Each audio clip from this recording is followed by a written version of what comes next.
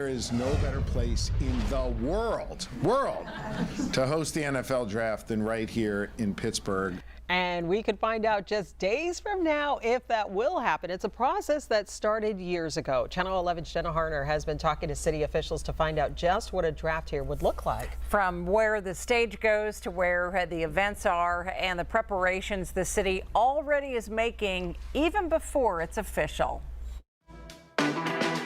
So the visibility of downtown has to be quite apparent. So the front of the stage, where the viewers would be looking into it, the front of the stage would be facing downtown. You could see the stage being located just on this side of Acrisure Stadium, facing the downtown area. Somewhere right around here on the North Shore. But it is more than just that massive stage the prospects, potentially including the next future Steeler, will walk out on. Downtown, Point State Park, the Central Business District, and the Strip District will all host extra events over the course of the weekend. The Inclines, Station Square, and the Rivers will also be used. The opportunities for us to invest in the existing infrastructure is strong, but we don't need a large infrastructure investment beyond what's already here.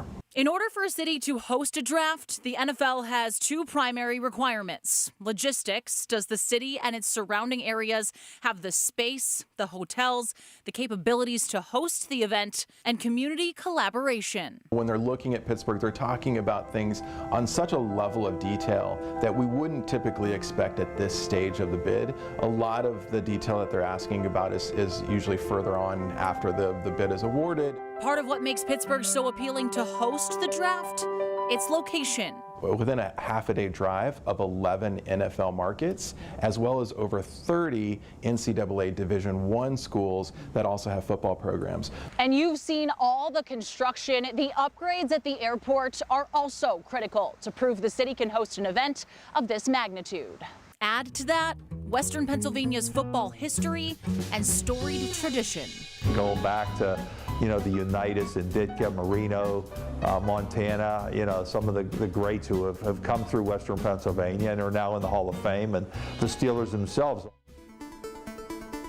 Based on the economic analysis from some of the most recent drafts, officials expect hundreds of millions of dollars in direct spending during the weekend. We're estimating there'll be over 300 to 350,000 visitors that would come to Pittsburgh, putting an economic impact anywhere from $100 million to $150 million, and that's, I think, being actually somewhat conservative. With another 50 million viewers expected to watch, it'll also attract tourism and boost the Burgh's brand. I've been twisting the arm of Commissioner Goodell in the NFL. I won't get into our private conversations, but suffice to say I've been pretty aggressive in making the case for Pittsburgh.